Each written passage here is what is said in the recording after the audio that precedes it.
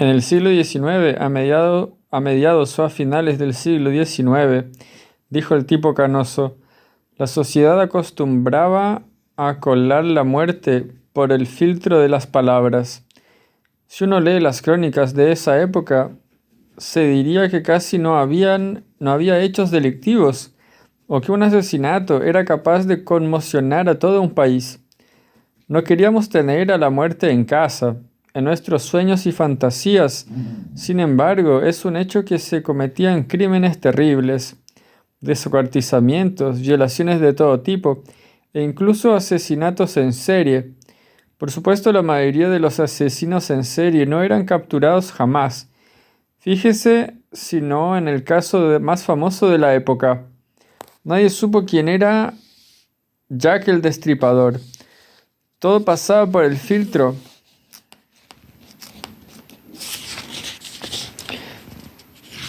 Todo pasaba por el filtro de las palabras, convenientemente adecuado a nuestro miedo. ¿Qué hace un niño cuando tiene miedo? Cierra los ojos. ¿Qué hace un niño al que van a violar y luego a matar? Cierra los ojos. Y también grita, pero primero cierra los ojos. Las palabras servían para ese fin. Y es curioso, pues todos los arquetipos de la locura y la crueldad humana no han sido inventados por los hombres de esta época, sino por nuestros antepasados. Los griegos inventaron, por decirlo de alguna manera, el mal. Vieron el mal que todos llevamos dentro, pero los testimonios o las pruebas de ese mal ya no nos conmueven, nos parecen fútiles, ininteligibles. Lo mismo puede decirse de la locura. Fueron los griegos los que abrieron ese abanico y sin embargo, ahora ese abanico ya no nos dice nada. Usted dirá, todo cambia. Por supuesto, todo cambia, pero los arquetipos del crimen no cambian, de la misma manera que nuestra naturaleza tampoco cambia. Una explicación plausible es que la sociedad en aquella época era pequeña. Estoy hablando del siglo XIX, del siglo XVIII, del XVII. Claro, era pequeña. La mayoría de los seres humanos estaban en los extramuros de la sociedad. En el siglo XVII, por ejemplo, en cada viaje de un barco negrero moría por lo menos un 20% de la mercadería, es decir, de la gente de color que era transportada para ser vendida, digamos. En Virginia. Y eso no conmovía a nadie ni salía en grandes titulares en el periódico de Virginia, ni nadie pedía que colgaran al capitán del barco que los había transportado. Si por el contrario un hacendado sufría una crisis de locura y mataba a su vecino y luego volvía galopando hacia su casa en donde nada más descabalgar mataba a su mujer, en total 2 muertes, la sociedad virginiana vivía atemorizada al menos durante 6 meses. Y la leyenda del asesino a caballo podía perdurar durante generaciones enteras. Los franceses, por ejemplo, durante la Comuna de 1871, murieron asesinadas miles de personas, y nadie derramó una lágrima por ellas. Por esa misma fecha, un afilador de cuchillos mató a una mujer y a su anciana madre. No la madre de la mujer, sino su propia madre, querido amigo. Y luego fue abatido por la policía. La noticia no solo recorrió los periódicos de Francia, sino que también fue reseñada en otros periódicos de Europa e incluso apareció una nota en el Examiner de Nueva York. Respuesta: los muertos de la comuna no pertenecían a la sociedad. La gente de color muerta en el barco no pertenecía a la sociedad, mientras que la mujer muerta en una capital de provincia francesa y el asesino a caballo de Virginia sí pertenecían, es decir, Lo que a ellos les sucediera era escribible, era legible. Aún así, las palabras solían ejercitarse más en el arte de esconder que en el arte de develar. O tal vez develaban algo que, le confieso que yo lo ignoro. El joven se tapó la cara con las manos. Este no ha sido su primer viaje a México, dijo destapándose la cara y con una sonrisa que tenía algo de gatuna. No, dijo el tipo canoso. Estuve allí hace un tiempo, hace algunos años, e intenté ayudar, pero me fue imposible. ¿Y por qué ha vuelto ahora? A echar una mirada, supongo, dijo el tipo canoso. Estuve en casa de un amigo que hice durante mi anterior estancia. Los mexicanos son muy hospitalarios. ¿No fue un viaje oficial? No, no, no, dijo el tipo canoso. ¿Y cuál es su opinión no oficial sobre lo que está pasando allí? Tengo varias opiniones, Edward, y me gustaría que ninguna fuera publicada sin mi consentimiento.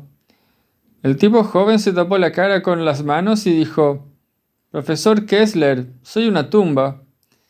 Bien, dijo el tipo canoso. Compartiré contigo tres certezas. A. Esa sociedad está fuera de la sociedad. Todos, absolutamente todos, son como los antiguos cristianos en el circo. B. Los crímenes tienen firmas diferentes. C. Esa ciudad parece pujante, parece progresar de alguna manera, pero lo mejor que podrían hacer es salir una noche al desierto y cruzar la frontera. Todos, sin excepción, todos, todos.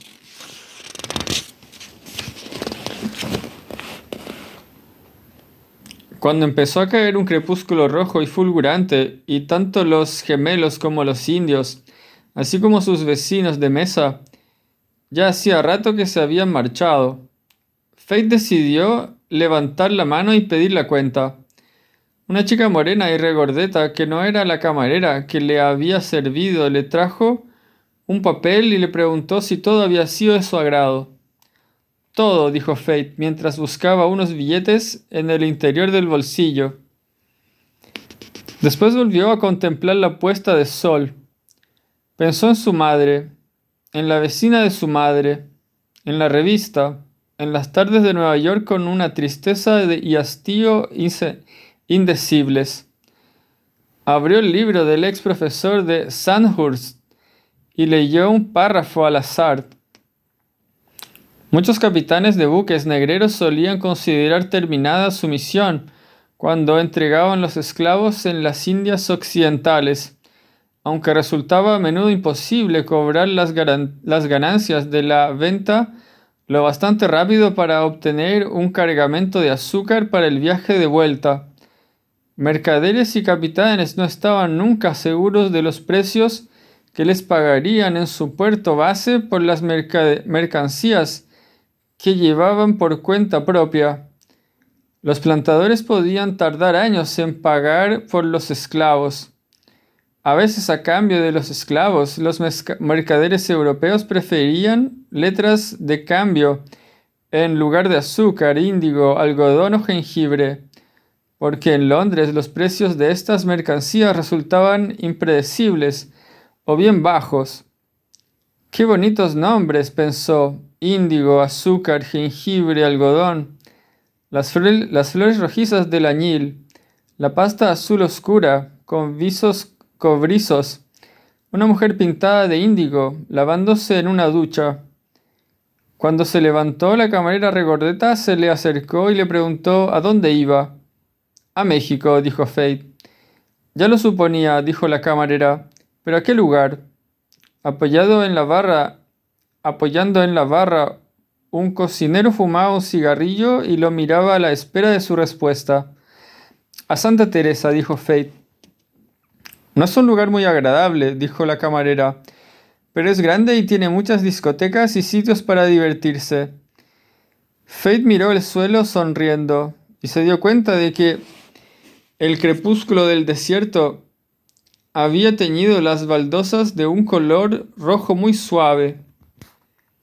Soy periodista, dijo. Va a escribir acerca de los crímenes, dijo el cocinero. No sé de qué habla. Voy a cubrir el combate de boxeo de este sábado, dijo Faith. ¿Quién pelea?, dijo el cocinero. Count Pickett, el semipesado de Nueva York. En otros tiempos fui aficionado, dijo el cocinero. Apostaba dinero y compraba revistas de boxeo. Pero un día decidí dejarlo. Ya no estoy al tanto de los boxeadores actuales. ¿Quiere beber algo? Invita a la casa. Faith se sentó junto a la barra y pidió un vaso de agua. El cocinero sonrió y dijo que hasta donde él sabía, todos los periodistas bebían alcohol. Alcohol. Yo también lo hago, dijo Faith, pero creo que no me encuentro muy bien del estómago. Tras servirle el vaso de agua, el cocinero quiso saber contra quién peleaba Count Pickett. No recuerdo el nombre, dijo Faith. Lo tengo notado por allí, un mexicano me parece. Es extraño, dijo el cocinero. Los mexicanos no tienen buenos semipesados. Una vez cada 20 años aparece un peso pesado, que suele terminar loco o muerto a balazos, pero semipesados no tienen. Puede que me haya equivocado y no sea mexicano, admitió Faith. Tal vez sea cubano o colombiano, dijo el cocinero, aunque los colombianos tampoco tienen tradición en los semipesados. Faith se bebió el agua y se levantó y estiró los músculos. Es hora de marcharme, se dijo, aunque la verdad es que se sentía bien en aquel restaurante. ¿Cuántas horas hay desde aquí a Santa Teresa?, preguntó. Depende, dijo el cocinero. A veces la frontera está llena de camiones y uno puede pasarse media hora esperando.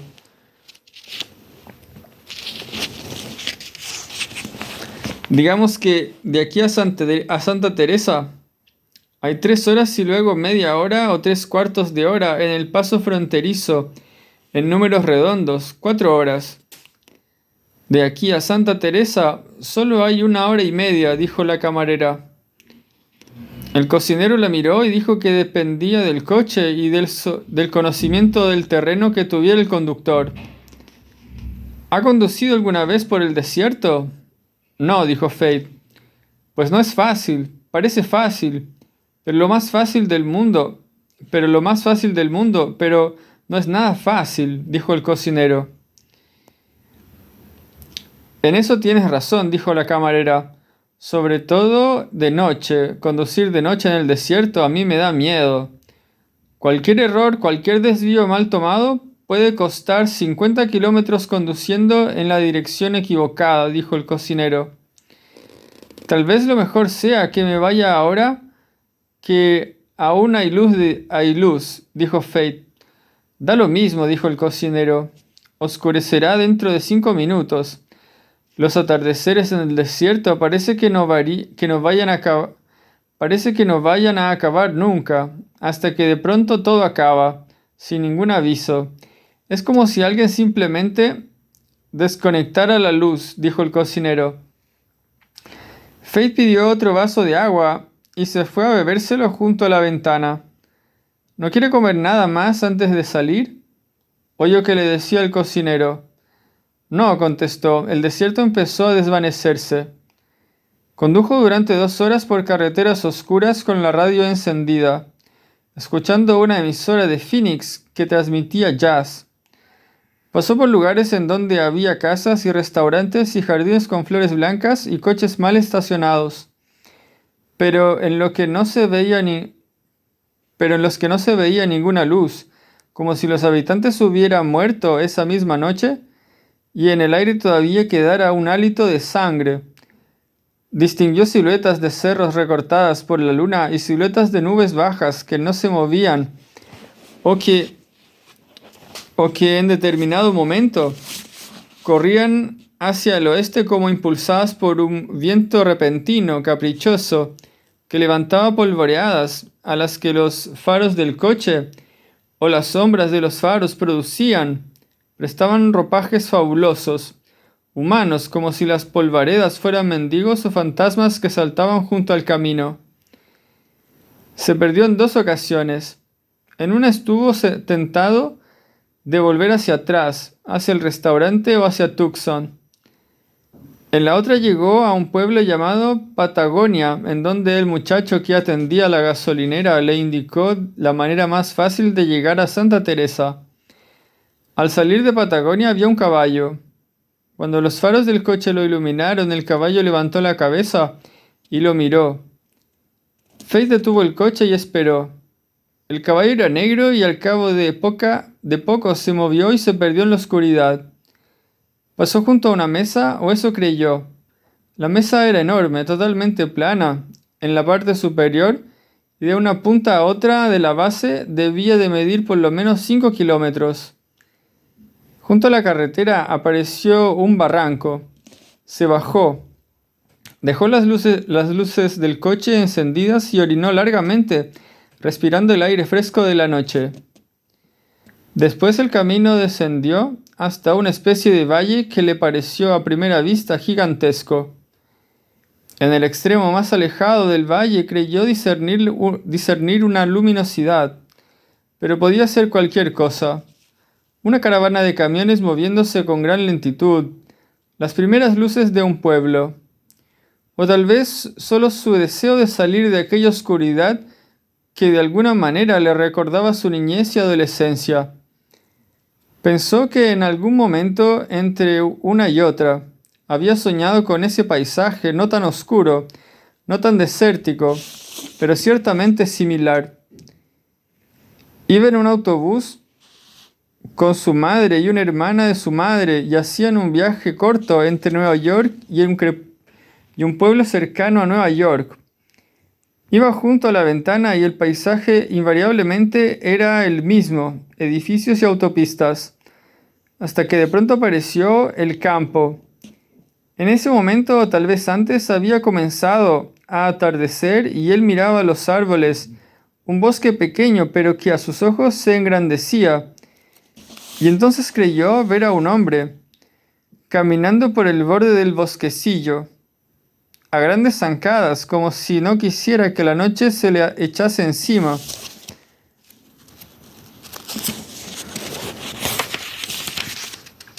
Se preguntó quién era ese hombre.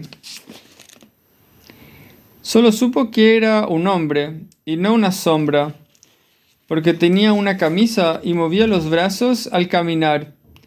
La soledad del tipo era tan grande que Faith recordaba que deseó no seguir mirando y abrazar a su madre, pero en lugar de eso mantuvo los ojos abiertos hasta que el autobús dejó atrás el bosque y otra vez aparecieron los edificios, las fábricas, los galpones de almacenamiento que jalonaban la carretera. La soledad del valle que cruzaba ahora su oscuridad era mayor. Se imaginó a sí mismo caminando a buen paso por el arcén. Sintió un escalofrío. Recordó entonces el jarrón donde yacían las cenizas de su madre y la taza de café de la vecina que no había devuelto y que ahora estaría infinitamente fría, y los vídeos de su madre que ya nadie nunca más iba a ver. Pensó en detener el coche y esperar a que amaneciera. Su instinto le indicó que un negro durmiendo en un coche alquilado junto al arcén no era lo más prudente en Arizona. Cambió de emisora. Una voz en español empezó a contar la historia de una cantante de Gómez Palacio, que había vuelto a su ciudad en el estado de Durango, solo para suicidarse. Luego se oyó la voz de una mujer que cantaba rancheras. Durante un rato, mientras conducía hacia el valle, la estuvo escuchando. Después intentó volver a sintonizar la emisora de jazz de Phoenix y ya no la pudo encontrar. En el lado norteamericano se levantaba un pueblo llamado Adobe. Antes había sido una fábrica de adobe, pero ahora era un conglomerado de casas y tiendas de electrodomésticos alineadas, casi todas en una gran calle mayor. Al final de la calle uno salía a un descampado profusamente iluminado e inmediatamente después estaba el control de aduanas norteamericano. El policía de frontera le pidió su pasaporte y Faith se lo dio. Junto al pasaporte estaba su acreditación de periodista. El policía de fronteras le preguntó si venía a escribir sobre los asesinatos. No, dijo Faith, vengo a cubrir el combate del sábado. ¿Quién pelea?, dijo el policía de fronteras. Count Pickett, el semipesado de Nueva York. Jamás lo he oído nombrar, dijo el policía. Llegará a campeón del mundo, dijo Faith. Ojalá, dijo el policía. Después avanzó 100 metros hasta la frontera mexicana y Faith tuvo que salir y mostrar su maleta, los papeles del coche, su pasaporte y su carnet de periodista. Lo hicieron rellenar unos impresos. Las caras de los policías mexicanos estaban entumecidas de sueño. Desde la ventana de la casa de aduanas se veía la larga y alta reja que dividía ambos países. En el tramo más alejado de la reja vio 4 pájaros negros encaramados en lo alto y con las cabezas como enterradas en sus plumas. Hace frío, dijo Faith. Mucho frío, dijo el funcionario mexicano que estudiaba el impreso que Faith acababa de rellenar. Los pájaros tienen frío. El funcionario miró en la dirección que el dedo de Faith señalaba. Son sopilotes, siempre tienen frío a esta hora, dijo. Se alojó en un motel llamado Las Brisas, en la parte norte de Santa Teresa. Por la carretera cada cierto tiempo pasaban camiones que iban a Arizona. A veces los camiones se detenían al otro lado de la carretera, junto a la gasolinera, y luego seguían su marcha, o bien los choferes se bajaban y comían algo en una estación de servicio, con las paredes pintadas de azul celeste. Por la mañana casi no pasaban camiones, solo coches o camionetas. Faith se sentía tan cansado que ni siquiera se dio cuenta de la hora que era cuando cayó dormido. Al despertarse salió a hablar con el recepcionista del motel y le pidió un plano de la ciudad. El recepcionista era un tipo de unos 25 años y le dijo que nunca en Las Brisas habían tenido planos, al menos desde que él empezó a trabajar allí. Le preguntó a dónde quería ir. Faith dijo que era periodista y que había ido a cubrir el combate de Count Pickett. Count Pickett versus el mero Lino Fernández, dijo el recepcionista. Lino Fernández, dijo Faith.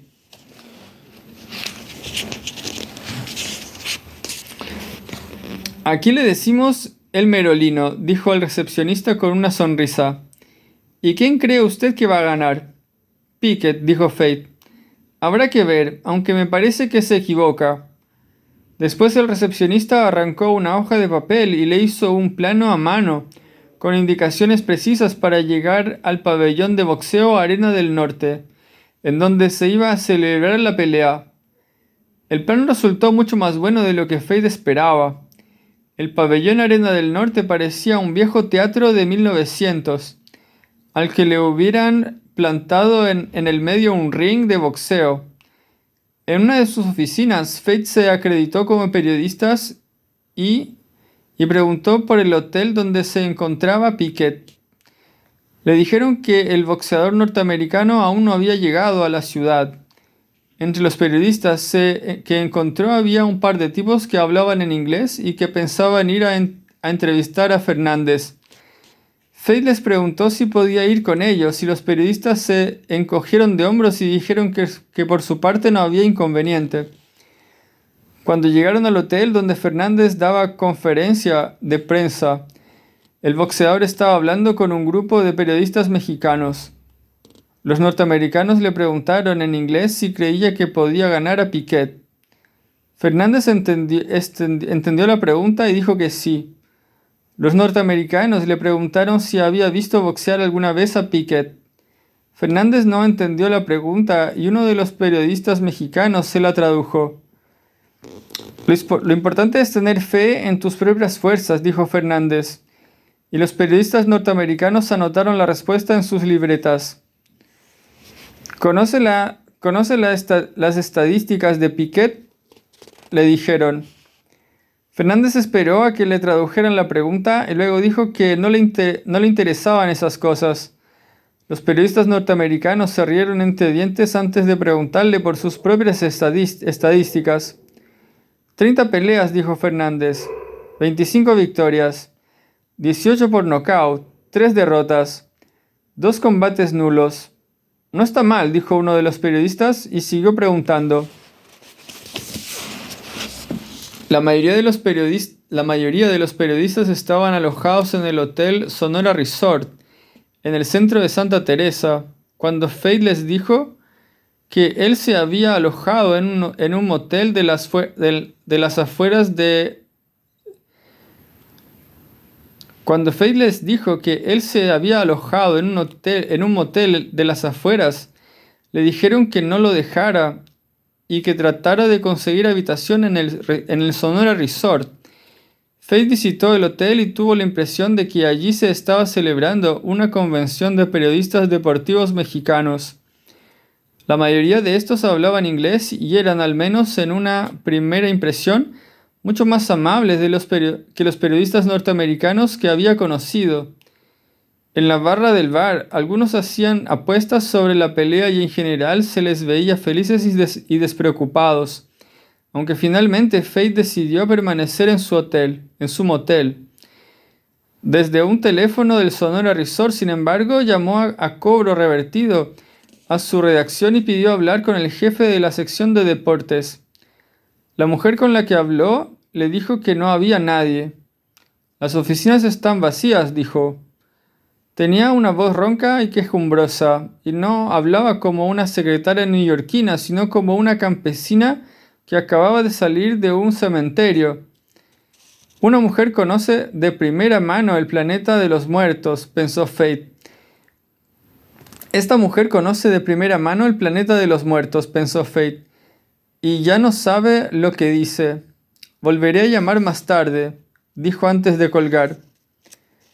El coche de Fate iba detrás del coche de los periodistas mexicanos que querían entrevistar a Merolino Fernández. El cuartel del boxeador mexicano estaba instalado en un rancho de las afueras de Santa Teresa y sin la ayuda de los periodistas hubiera sido imposible encontrarlo. Cruzaron un barrio periférico a través de una telaraña de calles sin asfaltar y sin alumbrado eléctrico. Por momentos, después de rodear potreros y lotes baldíos donde se acumulaba la basura de los pobres, uno tenía la impresión de que estaban a punto de salir a campo abierto. Pero entonces volvía a surgir otro barrio, esta vez más antiguo, de casas de adobe, alrededor de las cuales habían crecido chamizos hechos con cartón, con planchas de zinc, con viejos embalajes que resistían el sol y las lluvias ocasionales y que el paso del tiempo parecía haber petrificado. Allí no solo las plantas silvestres eran distintas, sino que hasta las moscas parecían pertenecer a otra especie. Después se dejó ver un camino de terracería camuflado por el horizonte que empezaba a ennegrecer y que corría paralelo a una acequia y unos árboles cubiertos de polvo. Aparecieron las primeras cercas. El camino se estrechó. Aquello era una senda de carretas, pensó Fate. De hecho, las rodadas de las carretas eran visibles, pero tal vez solo fueran las huellas del paso de viejos camiones de ganado. El rancho donde estaba instalado Merolino Fernández era un conjunto de 3 casas bajas y alargadas alrededor de un patio de tierra reseca y dura como el cemento en donde habían levantado un ring de apariencia inestable. Cuando llegaron, el ring estaba vacío y en el patio solo había un hombre durmiendo sobre una tumbona de paja que se despertó con el ruido de los motores. El tipo era grande y entrado en carnes, y su rostro estaba lleno de cicatrices. Los periodistas mexicanos lo conocían y se pusieron a hablar con él. Se llamaba Víctor García y en el hombro derecho llevaba un tatuaje que a Faith le pareció interesante. Un hombre desnudo, visto de espaldas, se arrodillaba en el atrio de una iglesia. A su alrededor, por lo menos, 10 ángeles con formas femeninas surgían volando de la oscuridad, como mariposas convocadas por los ruegos del penitente. Todo lo demás era oscuridad y formas vagas. El tatuaje, aunque era formalmente bueno, daba la impresión de que se lo habían hecho en la cárcel y que el tatuador carecía sino de experiencia, sí de herramientas y tintas, pero su argumento resultaba inquietante. Cuando preguntó a los periodistas quién era aquel hombre, le respondieron que uno de los sparrings de Merolino. Después, como si los hubiera estado observando por una ventana, salió al patio una mujer con una bandeja con refrescos y cervezas frías.